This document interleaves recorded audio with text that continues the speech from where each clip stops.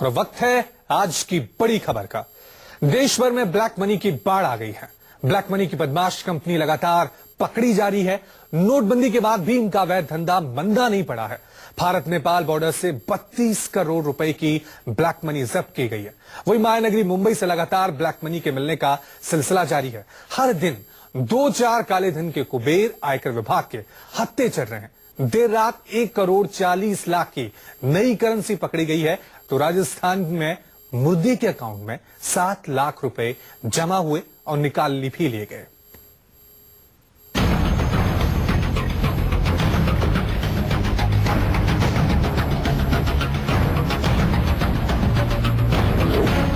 रक्सौल में 32 करोड़ के नए नोट जब्त। राजस्थान में मुर्दे ने कैश कराया चेक। मुंबई में 1 करोड़ 40 लाख की नई करेंसी जब्त।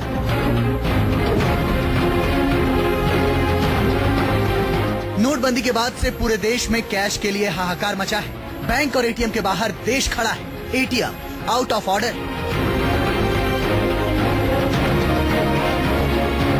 ऐसे में सवाल उठ रहा है कि आरबीआई नोट छाप रही है, बैंकों को भेज रही है, तो पैसे आखिर जा कहां रहे हैं?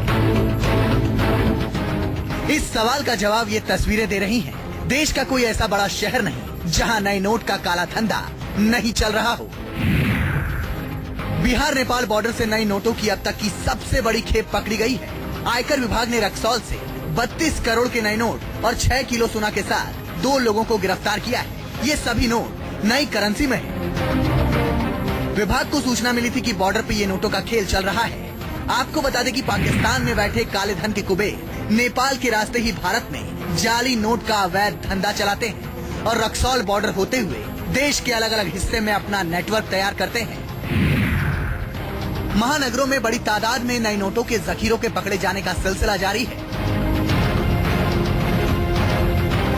मुंबई पुलिस ने शुक्रवार को एक कार से 1 करोड़ 40 लाख रुपए के नए नोटों को जब्त किया है। जब्त किया गया कैश 2000 रुपए के नए नोटों में।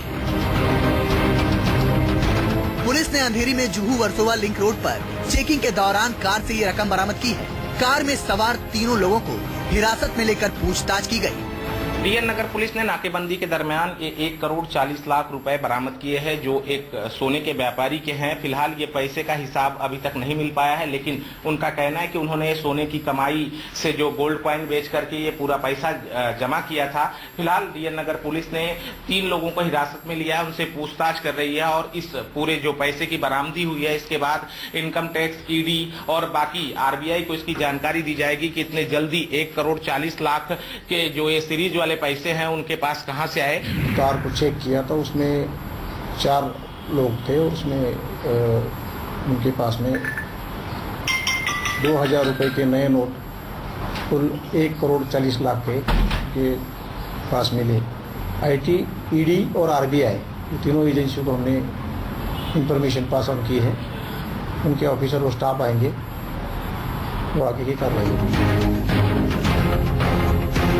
राजस्थान के गंगानगर सिटी में एक व्यापारी ने अपने काले धन को सफेद करने के लिए एक ऐसी चाल चली जिसे सुनकर आप हैरान रह जाएंगे।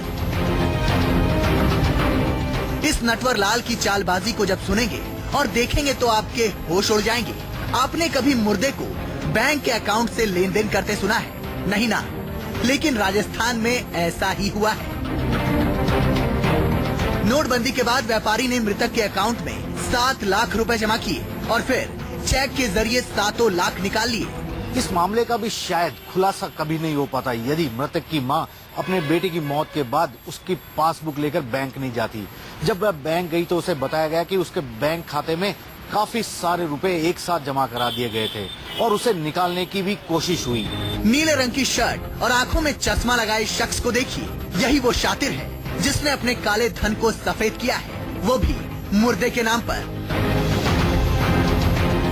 32 साल के वीरेंद्र की मौत 13 नवंबर को हो गई थी, जिसके बाद उसकी मां सीता देवी को वीरेंद्र के बैंक खाते का पासबुक मिला। इस पर परिवार में अंकित तथ्यों की जांच करवाई गई एसओजी मुख्यालय के द्वारा। जांच में वो परिवार में अंकित तथ्य सही पाए गए तो इस पर एक मुकदमा दर्ज किया गया एसओजी में। मुकदमे के अनुसंधान मेरे द्वारा प्रारंभ किया गया। नोटबंदी के 5 दिन बाद ही अपने बेटे को खोने वाली मां को इस खबर के बाद दाल में कुछ काला लगा और उसने पुलिस की स्पेशल ऑपरेशन ग्रुप को लिखित में शिकायत की।